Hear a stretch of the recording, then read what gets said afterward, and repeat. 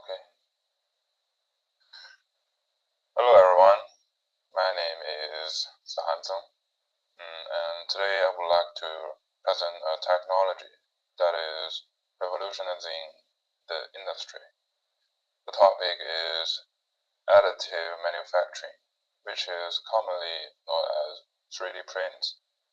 I choose the topic because it is not just a hobby. It is a future of engineering and production. So how do it actually works? I researched the ISO 25900 standard, which give us the official definition. The process always then start with a digital design on the computer. Then the material reads the field and slices it into a thin layer. The printer takes the material like plastic wire or metal powder and melt it. It builds the object layer by layer from the top up. It is a slow process, but it's very process. And why is technology important for us? I found reliable reports from NIST and the US EPA. They highlight the two main benefits. Number one is sustainable.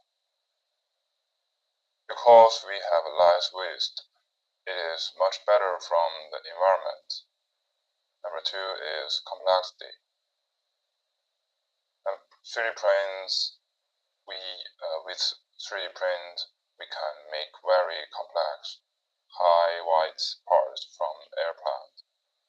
Traditional machine simply cannot make the shape.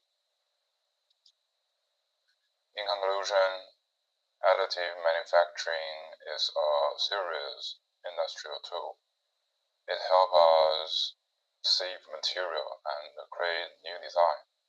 On this slide, you can see the academic and government source I used from this presentation. Thank you for your listening. Do you have any question?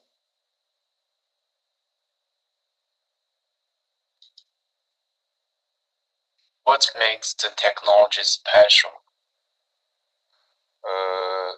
First, to understand what is special, we must look at the traditional way. Traditional manufacturing is called subtractive, like sculpture.